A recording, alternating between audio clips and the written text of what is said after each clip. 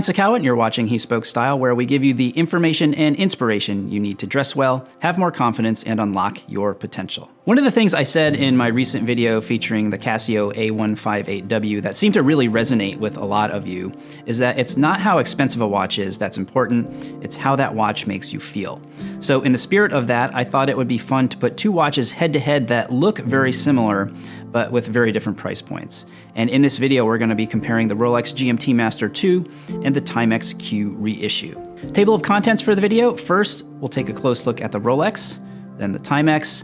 I'll review some similarities and differences between the watches, and then we'll put them head to head in a variety of categories, including quality, reliability, functionality, comfort, style, and price. Let's get to it. So here is the Rolex GMT-Master II. This is the reference 16710, and want to give a big shout out to Crown & Caliber for loaning me the watch for this video. It's a 40mm steel case on an oyster bracelet. This model has articulated lugs. It's an automatic movement, and the case back is not see-through. Moving on to the dial, we've got a black dial with hour indices all the way around, with the exception of 3 o'clock, where you can see the date window magnified by the Cyclops, hour, minute, and running seconds hands, and then of course, the red GMT hand. The most distinguishing characteristic of this watch is the bezel, and specifically the insert. This is the classic red and blue Pepsi bezel, blue indicating nighttime and red indicating daytime. The bezel rotates both ways and is ringed with 24 hours, which is how you would be able to tell time in 2 different time zones. On the wrist, this watch wears and feels great. The bracelet is very comfortable.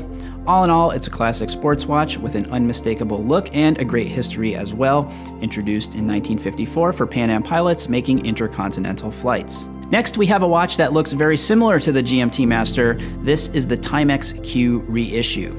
This is a modern version of a watch that was first introduced in 1979 during the so-called quartz crisis that really forced the mechanical watch industry to kind of reevaluate itself.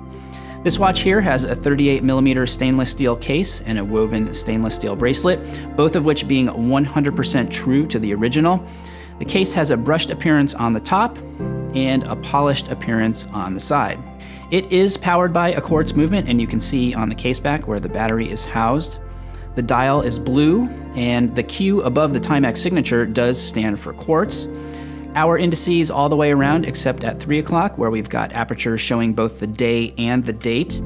There's an hour hand, a minute hand, and a red seconds hand. The bezel rotates both ways and is ringed with 12-hour time. Now we do have the blue and red on the bezel, but with the absence of a GMT hand, I'm not sure how useful that is. At 38mm, this watch sits really well on the wrist. I feel like 38mm is really such a sweet spot in terms of size. It's very comfortable, though the bracelet does seem to catch and pull on my arm hair a bit.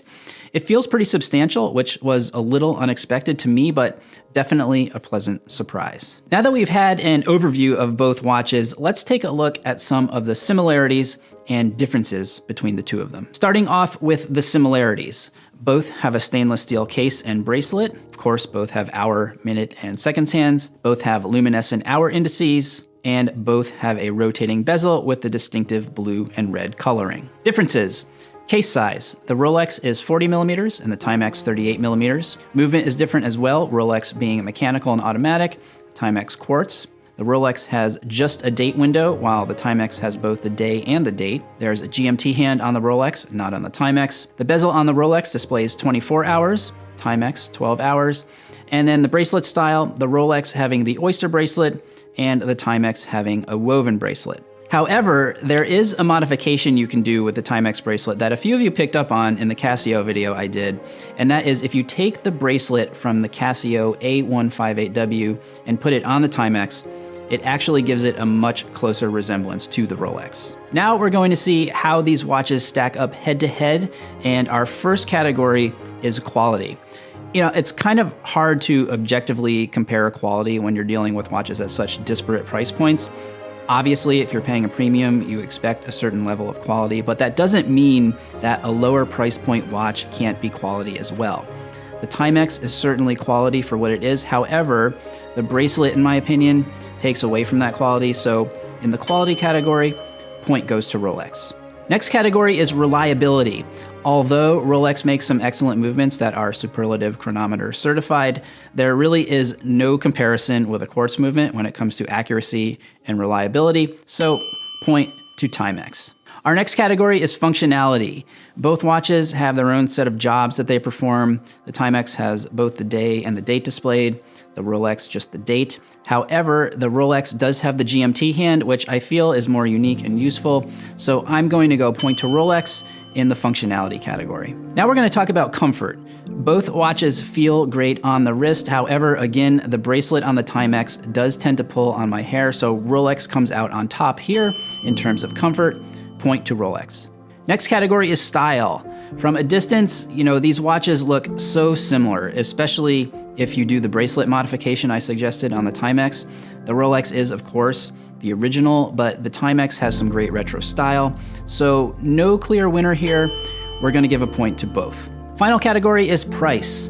The Rolex GMT-Master II that I have here, the reference 16710, you can currently find at $12,000 to $15,000. The Timex retails for $179. No contest on price, point to Timex.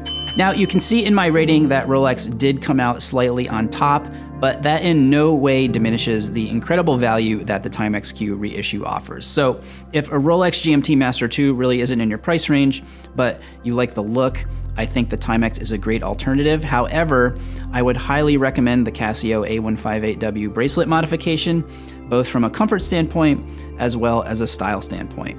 The Casio is only a $19 watch, and it's a pretty cool watch itself, so much so that it has earned a permanent place in my watch collection. If you're new and want to check out my collection, as well as some deeper dives into specific watches I own or have owned and the stories behind them, click on that playlist right over there.